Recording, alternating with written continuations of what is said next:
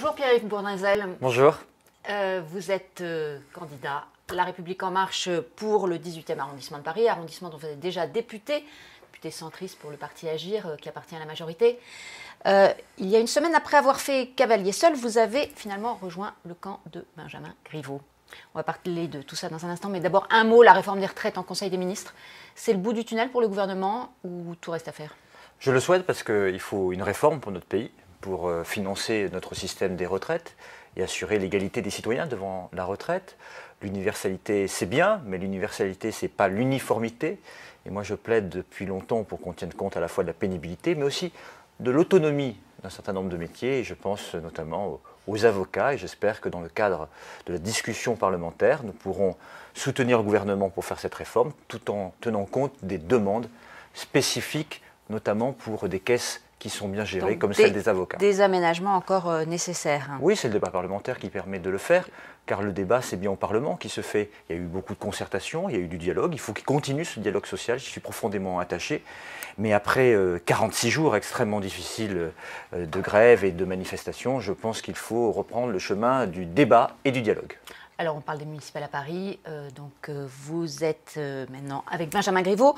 Benjamin Griveaux qui plafonne dans les sondages, on l'a vu ce week-end. Il est en 3e position, derrière Anne Hidalgo et Rachida Dati qui est passée devant. C'est le scénario noir. Écoutez, d'abord les sondages parisiens, on les regarde tous, mais ils ne veulent pas dire grand-chose, puisque cette élection se passe par arrondissement et qu'il faudrait regarder des sondages plutôt dans des arrondissements qui peuvent être des arrondissements clés, car c'est le nombre de conseillers de Paris qui font la majorité. Bien sûr. Ce que je crois, c'est que Mme Hidalgo est maire sortante depuis 6 ans et à la tête de cette majorité en numéro 2 ou en numéro 1 depuis près de 20 ans. 6 ans de plus, pourquoi faire pour Paris? Est-ce que les Parisiennes et les Parisiens sont satisfaits de l'état de notre voirie? Sont-ils satisfaits de la propreté des rues? Sont-ils satisfaits, dans certains quartiers, je pense dans les quartiers du nord-est de Paris, de la tranquillité et de la sécurité? Sont-ils satisfaits de l'organisation, de la gestion des travaux? Mais pour autant, vous ne parvenez pas à convaincre avec des arguments. Oui, mais parce que la campagne n'a pas vraiment commencé. Les Parisiens ne sont pas dans la campagne municipale. Vous et moi, nous sommes dedans, mais beaucoup de Parisiens sont en attente d'un projet. Et moi, j'ai construit un projet, j'ai porté 253 propositions très sérieuses, très financées, pour améliorer la vie quotidienne des Parisiens, assurer l'attractivité et le dynamisme de Paris, son exemplarité écologique. Eh bien, j'ai discuté avec Cédric Villani et Benjamin Griveaux. J'ai essayé de faire ce grand rassemblement en essayant de les mettre autour d'une table. Je n'ai pu voir l'un et l'autre que séparément. Et Benjamin Griveaux a retenu avec beaucoup d'enthousiasme et de volonté un certain nombre de mes propositions. Il veut construire une majorité ouverte, diverse, plurielle, qui ne soit pas une majorité partisane, et je pense que c'est une bonne solution pour une meilleure gouvernance de Paris. Vous dites, vous avez essayé, effectivement, vous avez rencontré Cédric Villani Tout à fait. Avant de prendre votre décision. Vous avez compris là qu'aucun accord n'était possible à l'issue de cet échange? Je souhaite qu'il y en ait. Vous le souhaitez? Moi j'ai pris mes responsabilités. Écoutez, moi j'ai de l'avantage de dialoguer avec tout le monde. La main n'est pas vraiment tendue. Je dialogue avec tout le monde. Je pense qu'il faut un rassemblement très large. Et il ne faut pas faire le jeu de Mme Hidalgo, parce que si nous continuons à avoir des candidatures multiples et variées, eh bien, nous allons lui offrir une boîte de chocolat pour sa réélection, alors qu'une majorité de Parisiens attendent un changement et une alternative. L'exclusion de Cédric Villani, dont il est question maintenant, y compris à la tête de La République En Marche, ça serait une clarification finalement nécessaire? Écoutez, moi je ne suis pas La République En Marche, je me suis associé à la démarche de Benjamin Griveaux, je garde ma liberté de ton et mon indépendance d'esprit. J'apprécie Cédric Villani, qui est un homme de qualité, avec qui je prends plaisir à échanger régulièrement. Moi, je ne me mêle pas des histoires de parti, je suis favorable de manière générale à aucune forme d'exclusion. Je suis favorable à une association, je suis favorable à des rassemblements, je suis favorable à des convergences de vues pour le service de Paris.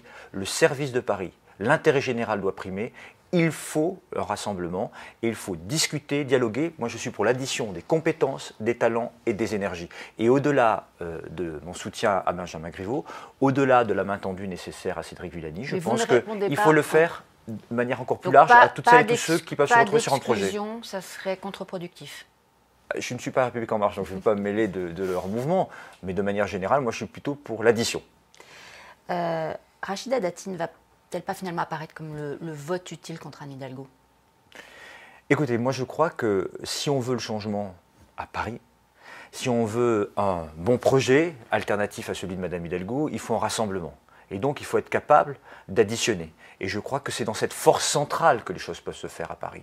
Mais l'électeur, à un moment, il va se dire, oui, mais quel est le plus utile? Mais on voit bien qu'entre Cédric Villani, Benjamin Griveaux, d'autres forces progressistes, peut-être demain des écologistes, peut-être demain Gaspard Ganzer ou d'autres, on voit bien que là, dans cette force centrale, il y a une large majorité de Parisiens. Et c'est bien là que ça peut se faire. Et moi, je souhaite que les Parisiens se rendent compte qu'il faut se mobiliser dans cette élection pour ne pas faire le jeu de Madame Hidalgo. Voilà. Tout ce qui porte des positionnements, oui, tout ce qui porte des positionnements qui la favorisent, moi, je les combats de manière générale parce que je pense que 6 ans de plus avec Madame Hidalgo, c'est 6 ans de plus pour continuer sa politique qui, pour moi, n'a pas été une bonne politique au service de l'amélioration de la vie quotidienne des Parisiens et qui en plus a endetté Paris à hauteur de 6 milliards d'euros aujourd'hui. Une victoire d'Anne Hidalgo, ça serait quand même une défaite pour Emmanuel Macron, pour la majorité? Je pense que moi, ça serait d'abord une mauvaise nouvelle pour les Parisiennes et les Parisiens. C'est ça. Et mon combat pour Paris depuis 11 ans, comme élu de terrain, comme élu du 18e, j'ai acquis une compétence sur les dossiers, une véritable connaissance de la vie quotidienne des Parisiennes et des Parisiens. Et je m'adresse à toutes celles et tous ceux de gauche et de droite qui aspirent à autre chose. Et je leur dis, il faut vous mobiliser. Et je crois que la convergence doit se faire sur le projet et le service de Paris. Et que Benjamin Griveaux est aujourd'hui celui qui est le mieux placé pour créer la convergence et l'addition. Il y a un paradoxe. La République En Marche a fait 33% aux européennes à Paris. Emmanuel Macron, au premier tour de la présidentielle, avait fait 35% presque. Pourquoi cette dégringolade? Vous savez, si vous additionnez en fait les scores dans les sondages, qu'il faut prendre avec précaution, mais si vous les additionnez de toutes celles et tous ceux qui, pas très loin qui sont proches d'Emmanuel Macron ou proches de n'empêche cette que sphère Benjamin Griveaux, progressiste, aujourd'hui, font à peu près le même score. Mais c'est pour ça que je dis à chacun, il faut avoir le sens des responsabilités. Moi-même, j'ai eu une démarche de candidature sérieuse, j'ai fait beaucoup de propositions, j'ai publié un livre, des livrets de propositions, j'ai rencontré beaucoup de Parisiens dans tous les quartiers et villages de Paris, et j'ai fait le choix de mettre de côté ma candidature pour permettre le rassemblement et donner plus de force. Ce sens des responsabilités, vous le demandez à d'autres? Je souhaite qu'il y ait un débat entre les différents protagonistes encore candidats aujourd'hui pour trouver des points de convergence sur le projet pour servir Paris et faire en sorte que Mme Hidalgo ne soit pas de nouveau la prochaine maire de Paris. La poussée écologiste, elle peut continuer? Écoutez, moi je suis moi-même écolo, je l'assume, je suis le seul député parisien à avoir voté pour l'interdiction du glyphosate. J'ai beaucoup travaillé sur l'alternative végétarienne dans nos cantines. Il y a beaucoup à faire à Paris sur la qualité alimentaire pour les petits Parisiens. D'ailleurs, il faut lutter contre l'hyperdensification et le bétonnage de Paris. Madame Hidalgo se dit écolo, mais enfin c'est quand même elle qui veut faire 6 tours à Bercy-Charenton. Est-ce qu'elle ne garde pas l'image de celle qui a commencé à bouter la voiture hors de Paris? Oui, mais il y a l'image et puis il y a les faits. Et moi je pense qu'on ne peut pas se dire écolo quand on a eu des projets de bétonnage de la ville. Je considère qu'il y a mieux à faire et que l'écologie, ça appartient à personne, ça appartient à chaque citoyen et c'est notre avenir et qu'on doit assumer nos responsabilités. Et je crois que Benjamin Griveaux, très clairement, quand on en a discuté, est très attaché à ce que Paris soit une ville qui privilégie la qualité au détriment de la quantité de la politique du chiffre. C'est la raison pour laquelle il a été convaincu de revenir sur ce projet de 6 tours à Bercy-Charenton et de faire en sorte que dans ce lieu proche de l'autoroute A4 et du périphérique, on pense plutôt en logistique urbaine, équipement pour les Parisiens et équilibre des fonctions plutôt que de vouloir toujours faire plus, plus, plus. Vous le disiez, c'est une élection d'arrondissement aussi, et c'est des gros arrondissements qui pèsent le plus, le 15e notamment. Une alliance entre Benjamin Griveaux et Philippe Goujon, le maire sortant LR, est-elle possible? Écoutez, ça c'est à eux d'en décider. En tout cas, ce que je sais, c'est que Philippe Goujon est un très bon maire du 15e. C'est un élu de proximité qui aime profondément son arrondissement, qui s'y consacre à temps plein. Et je pense qu'il a une force, c'est qu'il est au-dessus de toutes les contingences partisanes. Et ce qui l'anime, c'est le service de ses concitoyens.